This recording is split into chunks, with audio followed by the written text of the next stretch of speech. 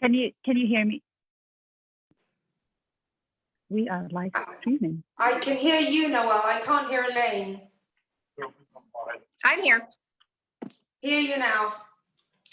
Okay, so I apologize, everyone, for the snafu, and I am actually going to turn this video off. There we go. As I was telling everyone before this, that, you know, we can test and test and test on Zoom and Facebook, and it will always end up being a little bit weird and strange. So thank you so much, everyone, for joining.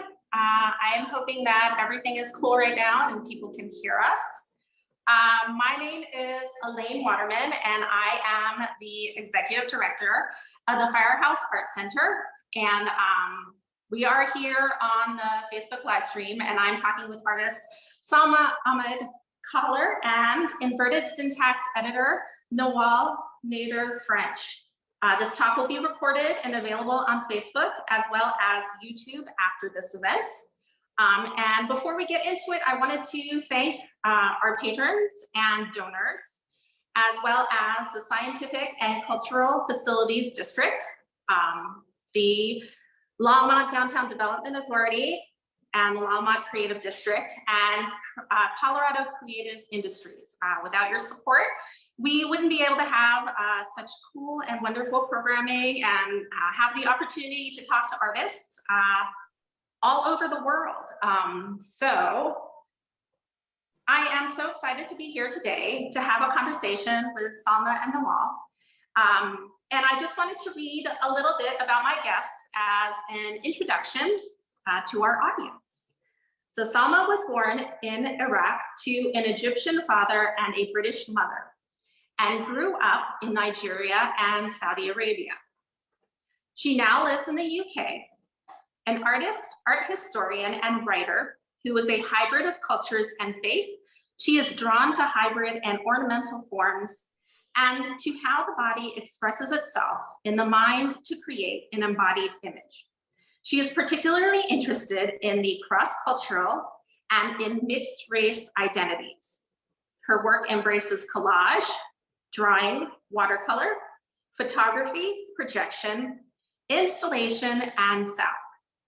Salma also writes art theory, poetry, and creative nonfiction with a theoretical background in research on the meanings of ornament in non-Western cultures through frameworks of anthropology of art and cognitive science, with the aim of contributing to the decolonization of art history and theory and breaking down boundaries and categories that support hegemonic, colonial, and patriarchal formations.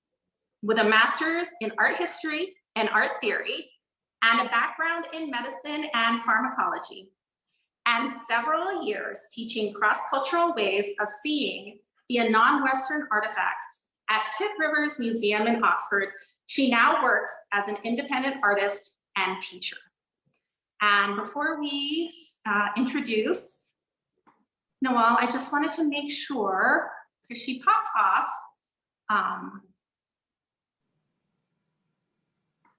and I don't know if she's trying to get back on, so I just wanted to check that. But Salma, thank you so much for being here. And to introduce Nawal, Nawal is a writer, editor, and educator. Her first book, A Record of How the Mother's Textile Became Sound, will be published by Noemi Press in March 2023. Her second manuscript, An Improvised Song is Likely to Come Apart and Scatter in Infinite Directions, was a finalist in the 2021 CAAPP Book Prize. Oh, and there she is. She's coming back on.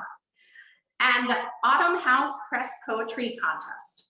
Her poems appear in Rhino, Fence, Texas Review, Bayou Magazine, and elsewhere. Nawal has an MFA in creative writing in poetry, and there she is. Hi, Nawal. Creative writing poetry from Regis University. I'm just getting into the bio for you. So you came back at a perfect time. So in the past, she taught secondary English, authored high school curriculum and graduate professional development courses, was the e-learning coordinator in St. Vrain Valley Schools, and recently an adjunct instructor at FRCC Department of English. Nawal is the founding editor-in-chief of Inverted Syntax, and she currently lives in Longmont with her husband and children. So thank you so much for being here. And I just wanted to read a little bit about Inverted Syntax really quickly, because Inverted Syntax was a really big part, as well as Nawal, in putting together the show that is currently in our South Gallery. So it is The Art of the Postcard. We are all artists, and it was presented by Inverted Syntax and curated by Nawal. So about Inverted Syntax. Inverted Syntax is an independent Colorado-based art and literary journal established in 2018 that seeks to publish unorthodox approaches to form and aesthetics. They love work that is non-genre, those that straddle multiple categories. They want memorable, haunting approaches to art and language that turn us inside out and convey novel insights into the human experience. They publish The Art of the Postcard online once a year, 2 issues through Fissured Tongue series online, and 1 print issue in November that features work from their Sublingua Prize for Poetry.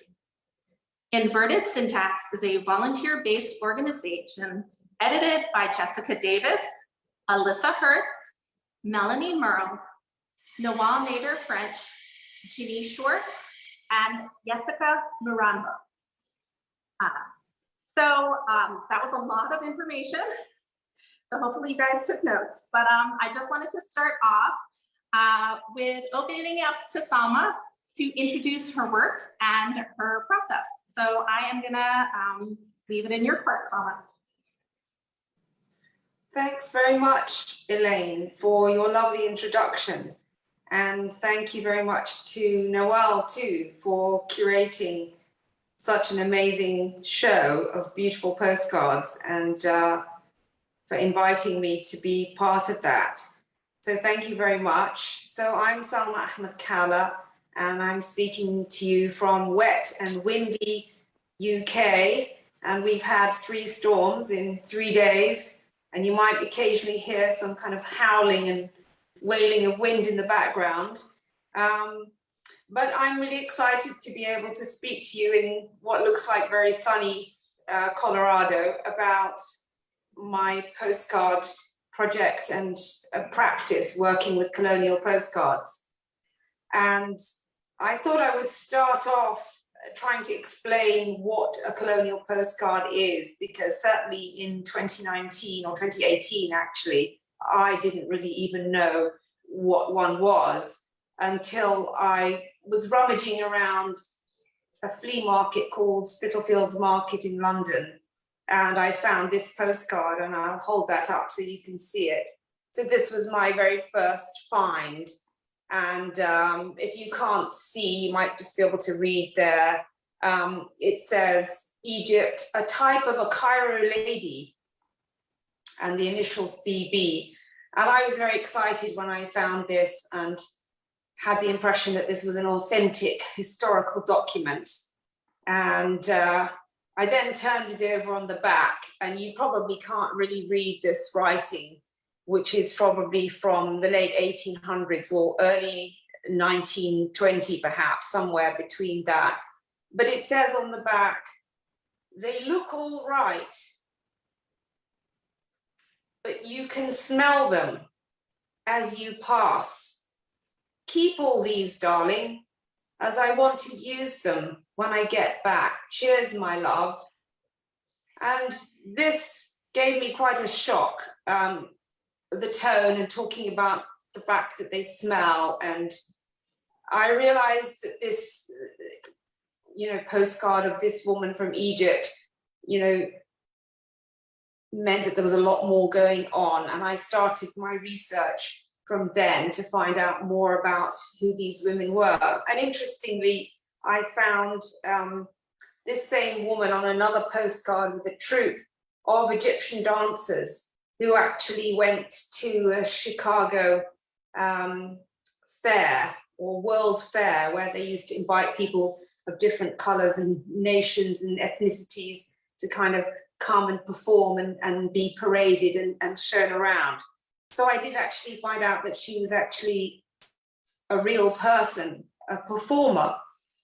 And she was actually a kind of a Cairo lady, actually, and a performing lady. But just to give a bit of background, photography started out, I think, was invented in 1830s. And from then on, the Middle East, Palestine and Egypt in particular were the main areas where photography first started to be used and experiments started to happen before really anywhere else. And the Middle East was a sort of playground for Europeans during a time of kind of global imperialism and so-called discovery and exploration. And people, wealthy Europeans, mainly white men, were rushing over to Palestine and Egypt with their giant, huge loads of camera equipment to take photographs of the Orient. And that's basically what a colonial postcard is. It is a kind of document of a time of a European gaze looking at the East in a very specific way as a kind of fantasy, as an Oriental fantasy or a romantic fantasy as well, where there was a great imbalance in power between the person who was doing the looking and taking the photographs and the person being photographed, especially if you were a woman. So there was a huge imbalance in that and a lot of staging. And as I researched more and more, I discovered a lot of props were used, a lot of misinformation was being spread, a kind of fake ethnography was taking place, and a kind of creating of types, of different types of women. This is an Egyptian woman, this is an Algerian woman. And looking at the jewelry and the other artifacts in the image, we then started to realize that there was a lot of fakery. And I'll just show you a few more of the different types that you will often find still circulating on eBay in their thousands. So this is a typical kind of Oriental postcard of the reclining woman with the smoking, with her smoking device there on her lap, and the reclining, recumbent, passive woman. And the smoking woman was quite often, she was here as another one. She's kind of decked out with a strange, really weird, bizarre mixture of a traditional folk Egyptian lady's veil and the amulet veil piece, which is kind of steel or brass cylinder, and then they've kind of decked her out as if she's an ancient Egyptian and she's clutching a cigarette.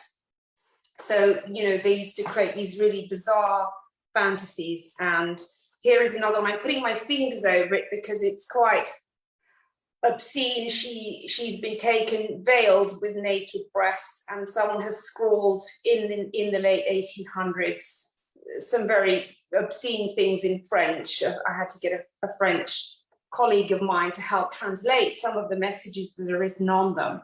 And so then I decided to start working with these Egyptian postcards, because as somebody who's mixed Egyptian and British, it always felt to me like I kind of hold the colonizer within my own body and identity at the same time as being the other.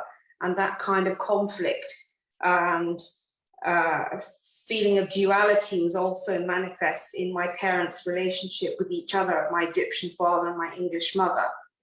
And at the same time, I wanted to be able to unpick and spread more widely the fact that these colonial postcards are, misinformation really, and misrepresentation of Middle Eastern women and women from North Africa.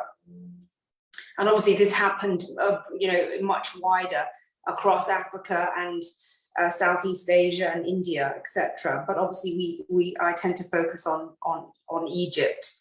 And so I decided, how do I work with these postcards? And my first response was not to want to perpetuate the image of the woman who was, obviously often coerced or cajoled under a great kind of power imbalance of the white European, and from different walks of life. Maybe she was a working class woman very often, and may have been paid to do this, or not had much choice. And very often the European photographers would make up stories like, if you don't stand still, because the traditional technique involves having to stand still for quite a long time to take the picture, they would say, if you move, the camera will fire bullets at you. So they would use various techniques like that.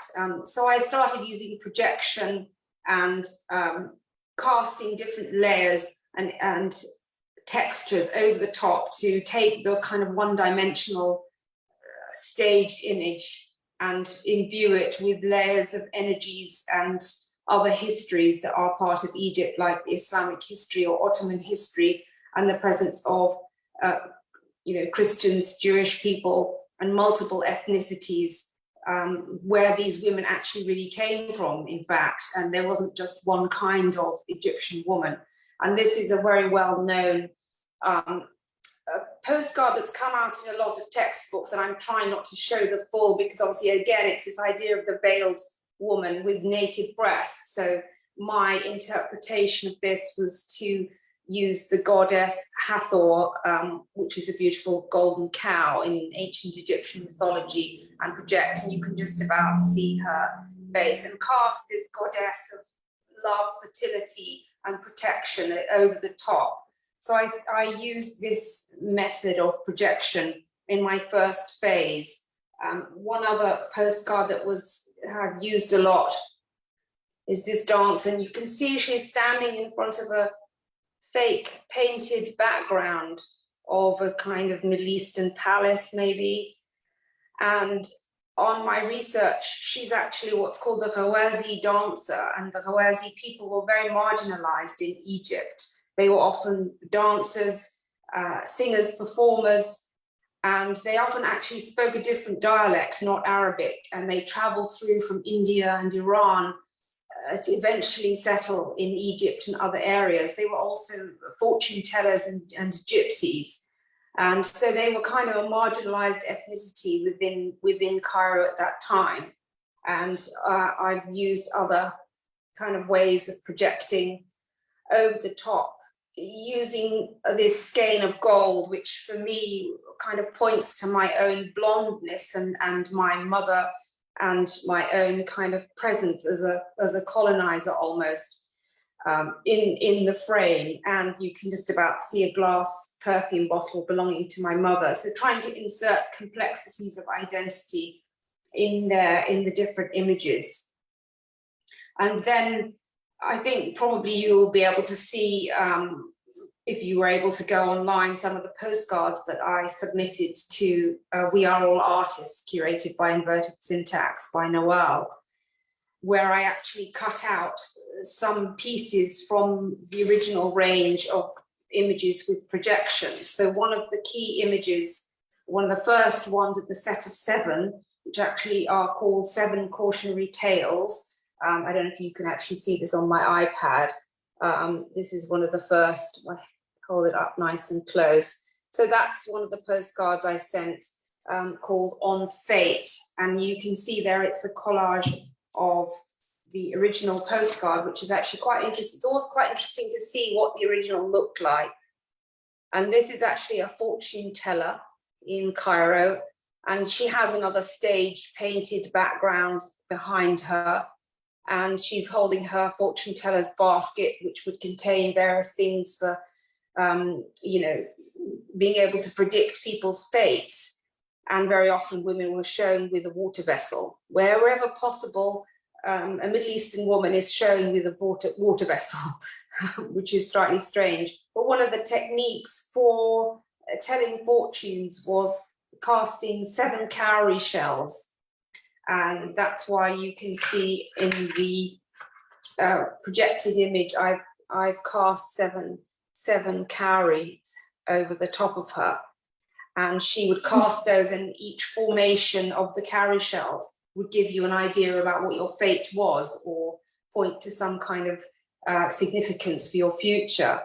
And the number 7 and the number 5 and the uneven numbers actually also part of something called the Czar. So when I started researching Cairo and women communities, I discovered a ritual called the Czar Ritual, where it's mainly a women's group, and it's often talked about as if it's exorcising spirits, but it's actually not an exorcism.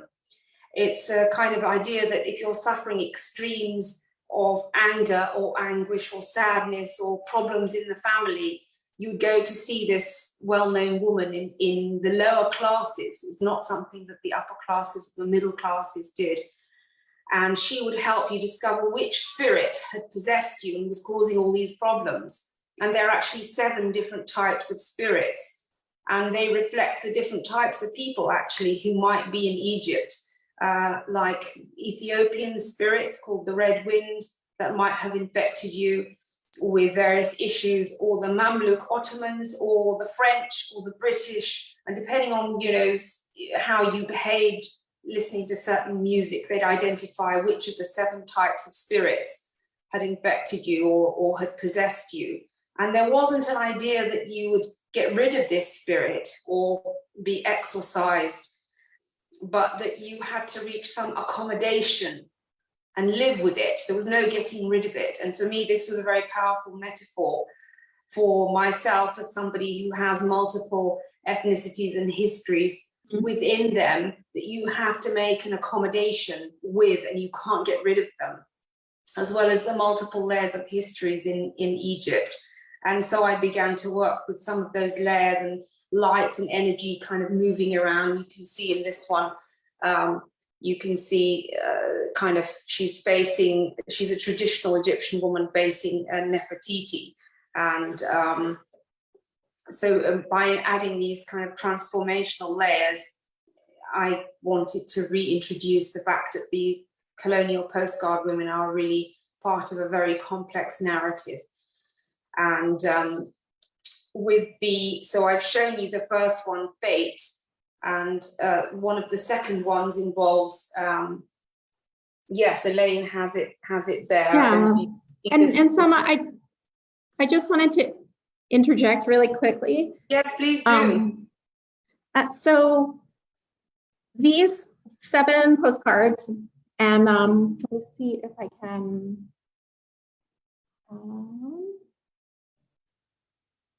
And are you guys hearing an echo? No, it's fine. It's fine my end. Okay.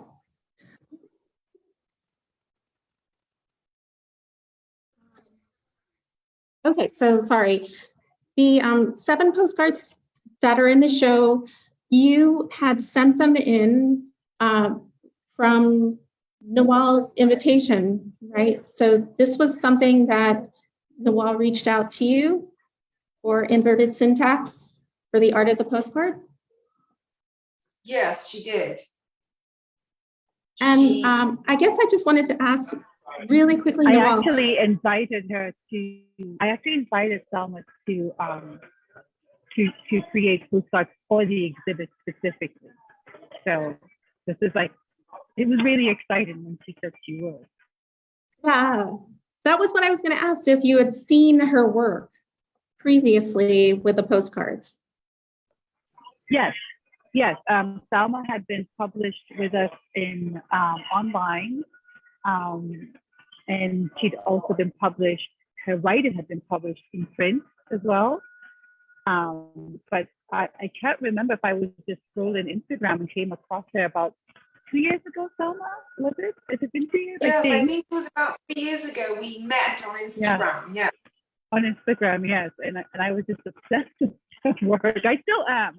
I saw something recently and I'm like, where are you hiding this? I love your work. And so I just know she's been working with Postcards. So, and she's one of, the artists that we have a relationship with, and I felt comfortable enough begging her on Instagram if she wouldn't mind creating a few postcards. I didn't anticipate the beautiful Seven Cautionary Tales, this series of postcards coming our way. So very excited to have it in there. Yeah. Awesome. And if you look at this, one of the screens, I don't know if you guys can see, but this is the work on the left within the frame. So that is the remaining 6 postcards, and I have the first one right here. And I just wanted to kind of share that, and I'm going to throw it back to you, Salma, to kind of share more about the stories for each of these cards that's in Art of the Postcard, and you know, kind of tie it into all the information that you have on the back as well.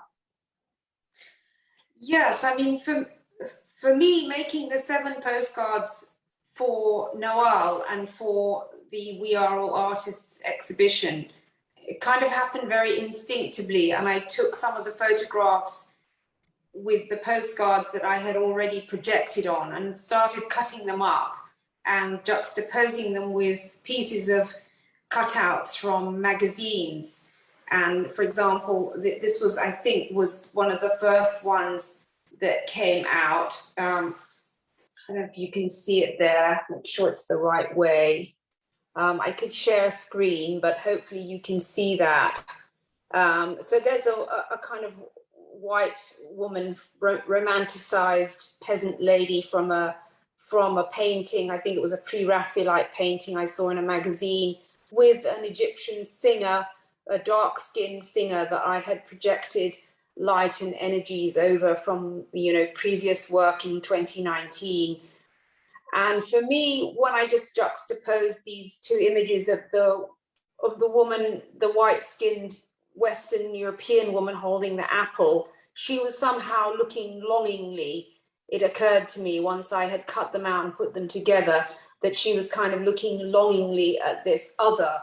And that for me kind of maybe made gave me a strange feeling that I was somehow exploring that duality within myself, as well as looking at how the West looks at the other.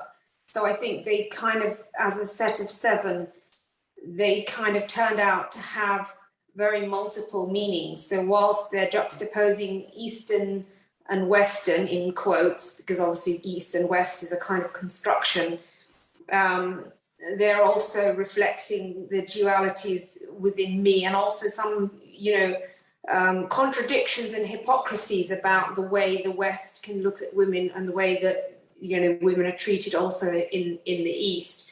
And just to be a bit cryptic, and for the audience to be able to maybe ask questions or find themselves asking themselves, you know, what does this really mean? It's sometimes as an artist, you feel like you ought to explain everything, but I think a lot of the meaning is kind of also for the audience to work out.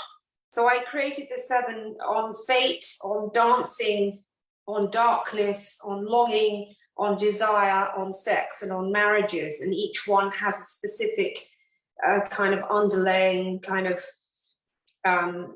maybe quite cryptic juxtapositions on the front, and possibly an even more cryptic message on the back. So on the back of On Fate, I had written, "Dear Nonette, you came to find me that night. Today I went to see the gypsy on the corner. She threw 7 cowries. She said, 'Don't get into bed with strangers.' But I already slept with you. What shall I do? Salma." So I addressed the postcard as if it's me sending one to the goddess of the abyss, Nonette. And I was Googling these mythological goddesses who have a male counterpart, but it fascinated me that they had a gendered, you know, kind of female half to all these kind of powers. And Nonette is ancient female principle of the watery abyss or inactivity. And for me, often creativity seems to come, and, you know, meaning seems to initially come as an artist from an abyss, really, or from nothing. And I liked the idea that the cautionary tales or the warnings that we get as young girls or as teenagers, you know, be careful about men, be careful who you get into bed with, you know, be careful about this, be careful about that, you know, we could turn to some other a kind of power that seems to come from outside of us, but actually maybe really comes from inside of us, and that often women feel that you're left looking into the interior of yourself. So each one, so the first one is on Fate, where she visits the gypsy on the corner and is told to be careful not to get into bed. But this time she's got into bed with a very different kind of stranger that's almost another part of herself. And on Darkness, shows a Falahi or Baladi woman wearing a very specific textile. And I think I showed you this one before. So it's called Tuli Bitelli, which is a special Egyptian fabric stitched with metal, pieces of metal, and it's very sparkly and very beautiful. And in the 1930s, when the Europeans were kind of going through an Egyptomania craze, they used to buy so much of this textile. In fact, if you look at belly dancing groups in the US now and here in the UK, they're busy collecting this extraordinary and beautiful textile. And I've juxtaposed her in this particular postcard with, I'm just going to find that particular one on my iPad. So you can see her here. She has some of the projections from the earlier one, and she's, you know, she's juxtaposed with a goddess carved out from a Western kind of sculpture, and she's holding a water vessel. And so often the Orientalists depicted Egyptian women clutching water vessels, but the way in which the woman's form was shown as a goddess in the West was very different from how the Egyptian women were being shown on postcards. So there's a contradiction there, and I've made, you know, there's a kind of inky darkness pouring out of the kind of Western goddess's vessel over the head of the Egyptian woman. And I wanted to introduce a different idea about darkness,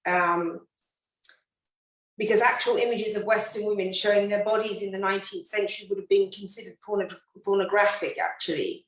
But the equally pornographic looking images of Eastern women, you know, taken and posted around the world were not considered pornographic. They were freely sent, and they weren't something that had to be hidden. So there's a deep hypocrisy there about that way of treating two different types of women. And on the back it says, "Dear Nonette, you told me when darkness falls or is falling to visit your sister Coquette. Her house was so dark too. Her liquid voice," she said, "always sit quietly and listen to small sounds in the darkness."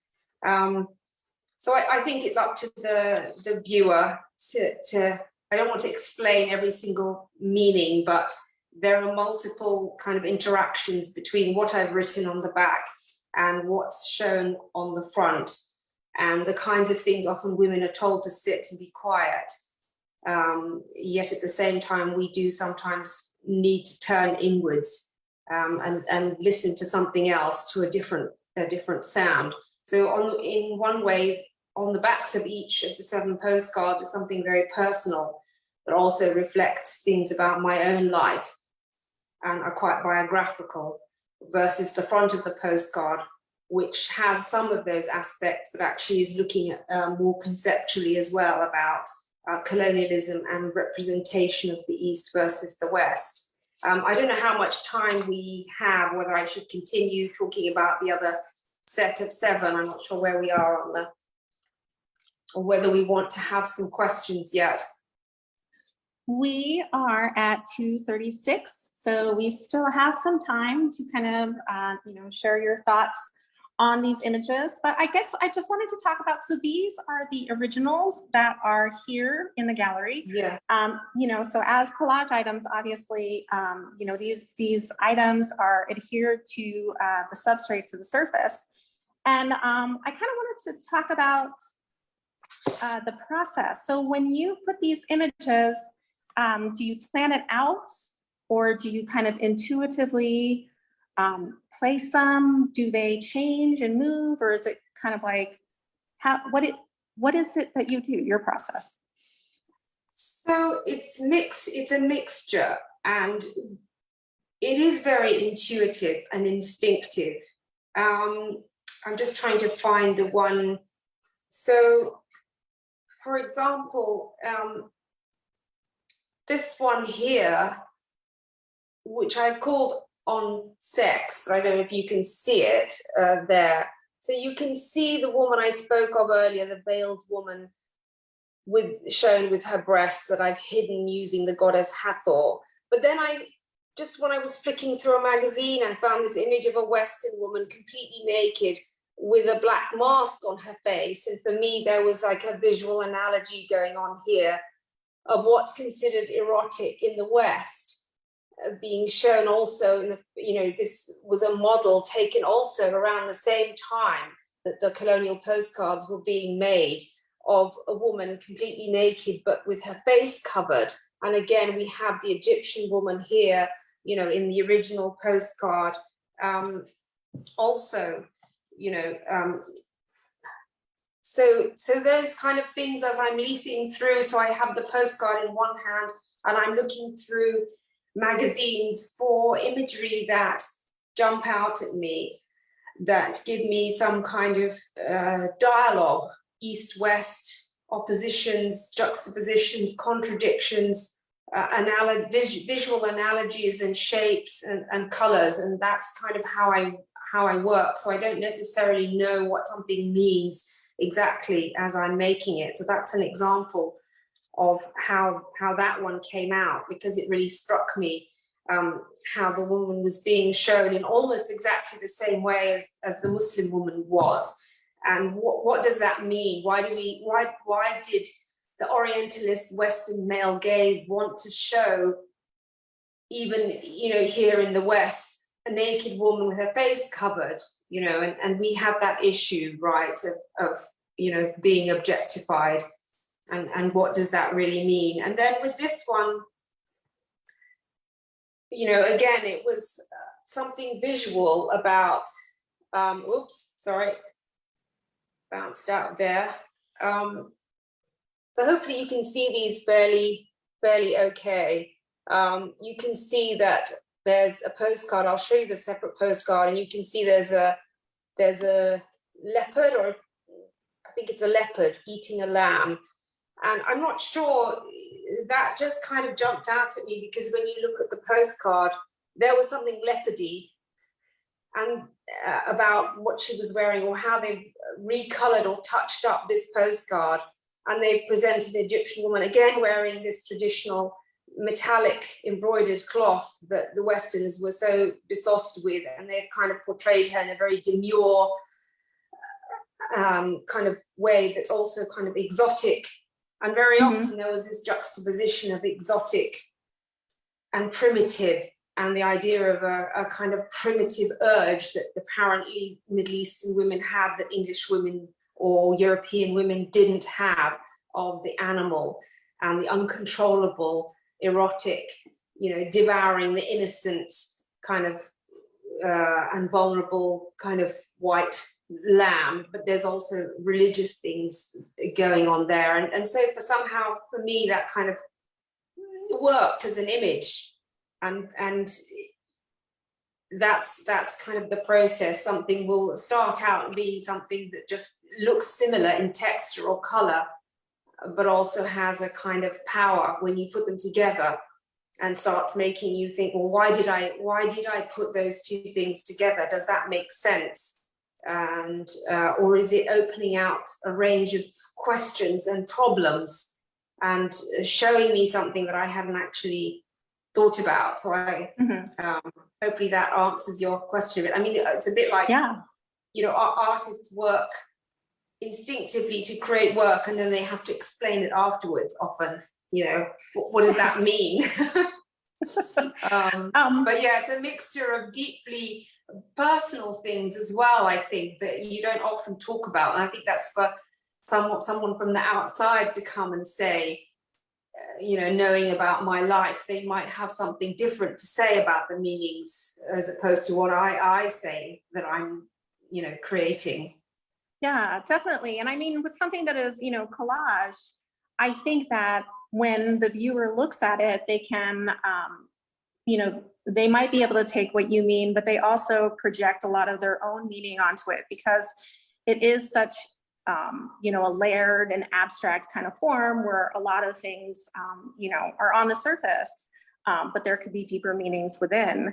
And I just wanted to say that I have gone to your website, and I think that, you know, there were a lot of projects that you've worked on that talk about duality and kind of how, you know, two different situations butt up against each other, or the paradox of, you know, but how, and I know you've spoken about your background as, you know, your father was Egyptian and your mother was British. Did that situation inform a lot of the work that is in the Seven Cautionary Tales?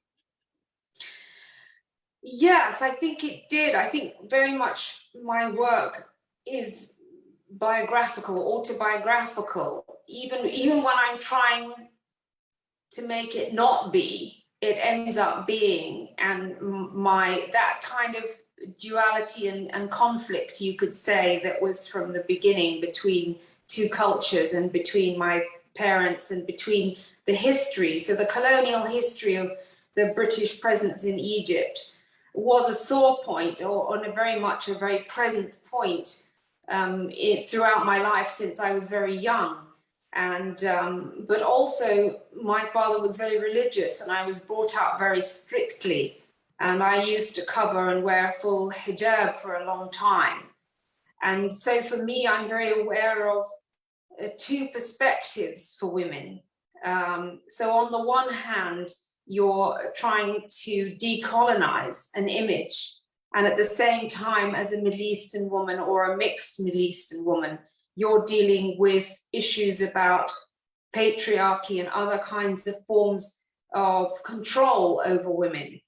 And my father was very controlling, and he came from a very different background. Both my parents were working class parents, working class people, and he worked his way up, and he studied at Oxford. And my mum was also from a village, and she was a Protestant Christian. And so those kinds of conflicts throughout my life, and I actually went to a Catholic missionary school growing up. And so I feel like, as somebody who's mixed, you always see the multiple views. So you're kind of like pointing in two directions at once, which I think comes out in the artwork and can be confusing, because when people think of decolonizing, you think you're also mainly just pointing the finger at the West. But as someone who's mixed, I understand and have experienced a really whole, very wide range of complex, contradictory kind of cultural ways in which I experienced growing up as a girl, as a teenager, as a young woman.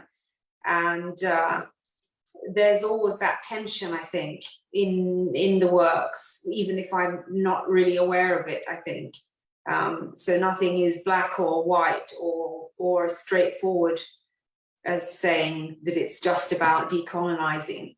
I think it's more of an exploration about how we're formed as well, how our identities are constructed for us through some of those, you know, historical narratives that we grow up with, and also the kind of idea of the trauma of colonialism and the anger that my father had, and that used to come out sometimes towards my mother, who, you know, obviously she wasn't personally responsible for that, but that's a kind of trauma that he carried about certain atrocities and things that happened in Egypt. And so you have this kind of responsibility, but you also carry that kind of trauma with you and anger, while at the same time having a kind of pushback against any kind of control as a you know, growing up as a woman. You're always being told what you should do and what you shouldn't do. And the dancing one, you know, I used to love ballet, and I wanted to be a ballet dancer. And my father took my Ladybird ballet book and hid it on his bookshelf inside a brown envelope, but I found it, and every time he went out to work, I'd get it off the shelf and look at the pictures of the pretty ballet dancers.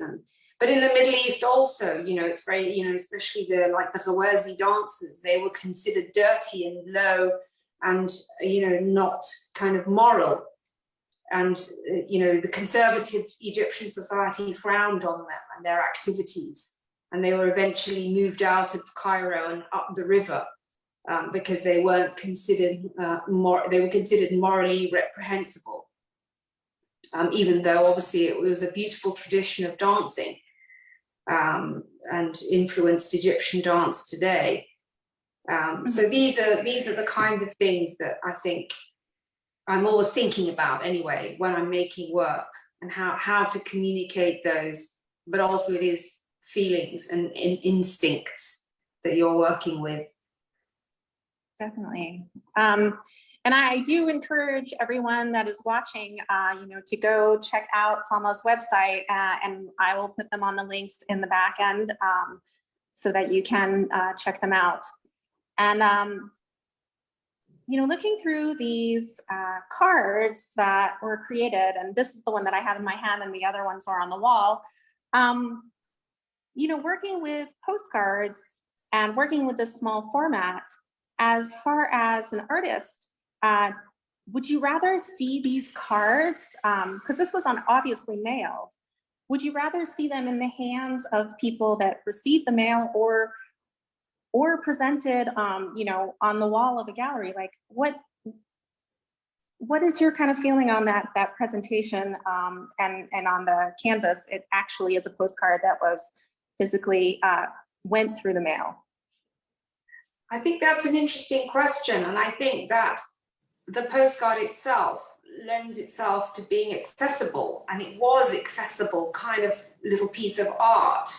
Even many people collect, postcards, and, these colonial postcards are considered really beautiful, and in some odd kind of perverse way, they are also really beautiful and accessible things that people can look at, even if, there's a lot of misrepresentation going on there. And I think with some of my other projects, so I have another project called Making the Postcard Women's Imaginarium, where I work with other artists with the postcards. And one thing we have tried to do in the past and will be doing again is sending them out to other people, members of the public, so that they can interact as well and give us their views and experiences. But I think when I made these small ones, I think it's a different, it was, because let me show you, so previous to this exhibition with Nawal, where I actually sent you original postcards that I had made, I normally, the idea was to take the postcard and blow up the image and create something. So this is quite a lot larger. And that was to kind of give you a kind of more in the face response, and to give the postcard woman, because obviously it's considered low art and considered kitsch. It was never considered, like Orientalist photography or painting. The postcard is considered, a kind of lower down in the hierarchy of importance. But I mean, you can see here, if you see the size of her face and how the size of her face has become. So before this particular exhibition with Nawal, actually, I've got even bigger blown up images. And I did actually like that idea of being able to see this tiny woman, become really huge and also almost mythical. But at the same time, I did really love making those small postcards and feel that actually there is an important relationship to being able to hold something in the palm of your hand and to feel like you wrote a message and you sent it.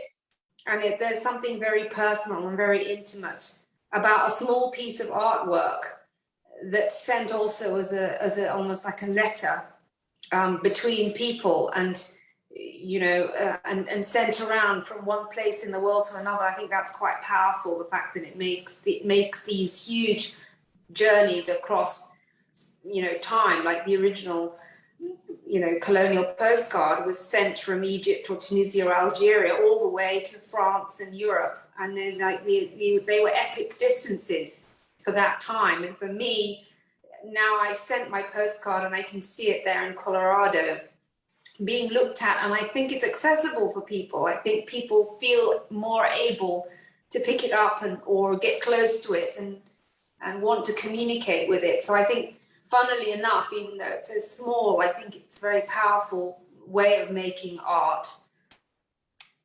I think that makes people feel, oh, I could do that as well, or I want to do that. Definitely. And, you know, we are at 2:52, and I just wanted to encourage anyone who is watching, if you have questions, type them in the text, and then, you know, we will address them. And if we don't get any questions, we will keep on asking questions of our own, because, you know, these works right here, you know, they're so small, but they contain a lot of depth, and there could be, you know, a lot of meaning in them. I did want to ask, so obviously these postcards are very tiny. When you were writing your messages to the goddesses, was it hard to kind of find those few sentences to get your meaning across of the warnings that you wanted to share about these cautionary tales? Because this one right here only has 3 sentences, and I feel like, you know, that's kind of like a tweet, kind of a little bit difficult to get what you mean across. Well, I think I like the idea of it being cryptic, because when I look at the backs of some of these postcards written in the 1800s, they only have 2 or 3 sentences on the back. There wasn't room to write an essay, and you had to say what you wanted in a kind of tweet length form. And funnily enough, I also found out that various soldiers and military people in the Middle East used to use postcards to send messages in code on the backs of postcards. So cryptic messages that sounded like they were about the weather or the conditions in the desert, that actually had important military information embedded in them. So actually, I did like the idea of the really short sentence, or 2 or 3 sentences that were quite cryptic. I did find it hard though, because I think I tried to overthink it to start with. I thought, well, who shall I write this postcard to? Do I write this postcard to Nawal? Do I send it to myself? And for some reason, I don't really know logically where that idea came from, but I wanted to write to an Egyptian goddess instead. You know, a bit like people used, you know, writing letters to Santa or something. You send them a message into the darkness, and you hope, or, you know, a deity that you can't see, you know, a cryptic message, and that they'll, you know, maybe they'll answer you or they'll write back. And throughout the set of 7, it's almost like I had an affair with the abyss. So I'm writing to Nonette, and in the end, I say I can't see her anymore. And maybe that was also an idea of 2 parts of myself having a dialogue with each other, you know, and the fact she and her, you know, and her dark sisters, you know, relating to different things, you know, like the hidden one or infinity. And yeah, so I think that, and they came out spontaneously once I started. And I think that there's, you know, obviously some elements in there that I didn't really realize that wanted to come out. And then after I'd written them in pen on the backs of the collages that I already made. And I just sat there and did it. I didn't write them separately and then copy them out. So it was too late to change anything as well, because, you know, Nawal was like, well, we need these postcards soon. And it's like, well, I'm just going to let the instinct go. So that's what I did. And that kind of was a surprise to me, because I did struggle. I was like, well, what on earth am I going to write on the back? But that's just what popped out, you could say. That's awesome. I just wanted to add, sorry, go ahead. Oh, sorry, I'm so sorry. I'm really enjoying the way you're describing your postcards and your process, and that it captures sort of the cryptic, or you're capturing the cryptic nature of postcards, and because of its size, there's only so much you can put on there, and so it ends up becoming this ambiguous thing that you could convey on a postcard. And I love that what you've done is you've captured this sort of fragmentary, ambiguous nature of the thoughts and feelings of these, I guess, somewhat fictitious stories you're writing, right? And I love that because you played into the nature of postcards, into these imagined worlds, and you've elevated it with your art as well. And you're talking about how postcards are little art, and I think right now, I would love someone to try and define what these postcards are. Like, they are works of art, in my opinion. Definitely. Yeah. So throwing that out. I didn't have a question. Yeah. Well, I think also part of the nature of that postcard was, would it ever arrive? And even now we were worried when I sent them to Noel. You were worried they would never arrive because postcards often don't arrive. And in the 1800s, did people, soldiers and people who travel to the Middle East, know that, will my postcard actually ever arrive? Yeah. And, so there's this element of, like I said, I was writing to some goddess, and would they ever answer? And there is that element of the postcard of like, people whisper their secrets into a hole in the ground or a hole in the tree, that you could say something, stick it in the post box, and, kind of somehow send a wish or a feeling and or a message to somebody that you loved. And that was the funny thing about the postcards of women. They were often sent by men to other women, and to their children as well. Some soldiers used to send, various pictures of supposedly what they thought of as pretty exotic little Middle Eastern women to their daughters as well. So it's a really complex picture of what the postcard is. Salma, I wanted to just jump in because we do have a question, and Donna asks, please describe the process of actually creating the layers, the lighting and images. Okay, so the actual process is cutting pieces out instinctively that I feel match or have a message of some kind. And then I have my special glue, which doesn't cause any bubbles and that can be easily wiped off and won't leave any residue. It's an acid-free special PVA glue that I use. And before I stick anything down, I do spend quite a lot of time slightly shifting all the pieces and swapping things over until I feel that this is settled. Like this piece and this piece go together, they have a message and a meaning together.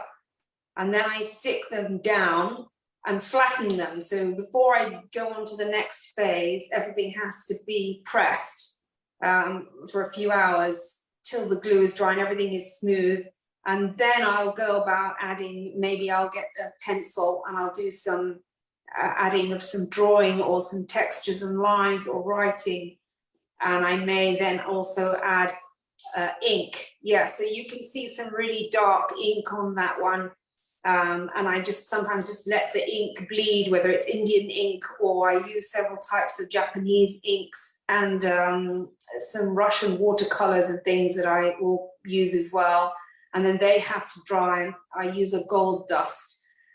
I love gold dust, and it adds a feeling of, for me, ornament is something very important. It adds a sort of sensuality and level and a kind of like the night sky, an element of the night sky for me, and an element of what would have been considered the Orient. Yes, and so the layers come like that. And there's usually a few hours in between each stage where I need to just take some time out to look at the thing before I go to the next stage of building the layers. And then sometimes in a couple of days later, I'll add something else, like another piece that I feel fits. A lot of the magazines that I use are often interior magazines and other magazines that always have a section at the back for the exotic. So this whole exotic thing is ongoing. So they'll deal with all the Western art and the stuff at the beginning, and then there's some kind of exotic section at the back on some palace in India or something. when you see, you know, ethnographic art objects at the back of the magazine as well that have been shrunk down. And so I'm always looking at the backs of the magazines for the Eastern stuff, you know, marginalized at the back, and then, you know, and I keep looking for things that have a dialogue. Yeah, so that's, you know, the actual process of making, once I've decided which the pieces are, is fairly straightforward.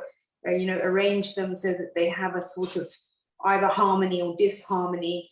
And once they're stuck down and absolutely flat and smooth, I can then create other textures and layers over the top with different materials. Awesome. And I just wanted to say, we are past our time, but I just wanted to, you know, get Donna's question in there, and also share that what Salma was talking about with the gold dust, I believe all of the postcards that are here have some kind of metallic element to them, a gold element. And obviously, you know, we can show that to you on the screen, but it doesn't really translate as well. So I definitely suggest that you come see this work in person, because just the layers and the use of the gold leaf, it creates, you know, this really atmospheric, ethereal, you know, immersive quality in the art. And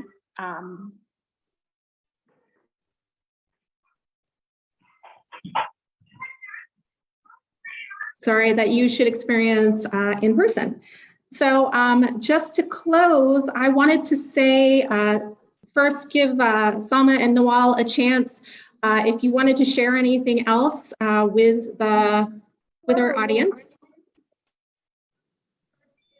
Should I go first?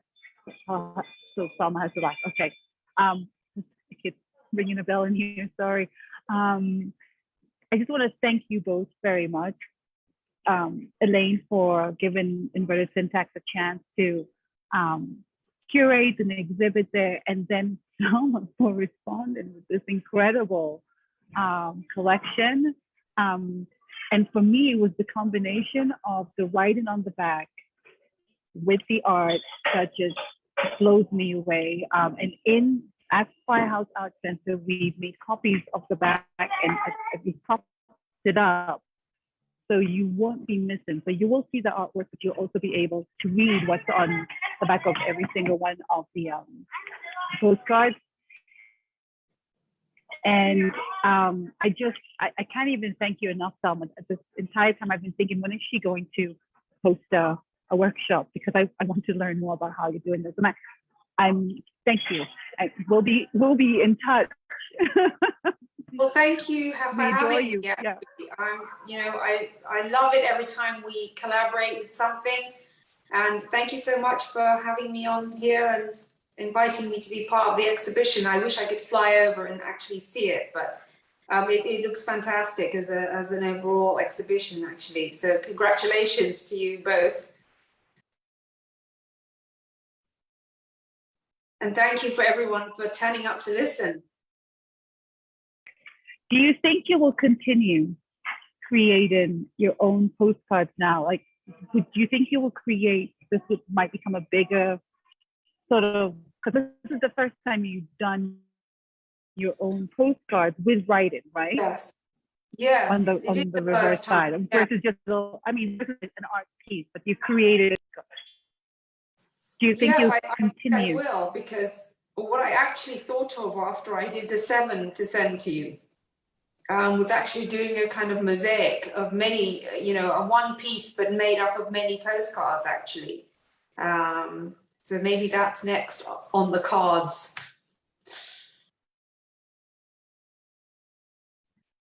Unmute myself. Well, I just wanted to say thank you again so much for being with me here, you know, in the gallery. Obviously, Salma, it's evening there in the UK. So thank you so much for coming and sharing your evening with us and joining us in this space. And Nawal, I know you're in Salida at a coffee house. Did they let you back inside?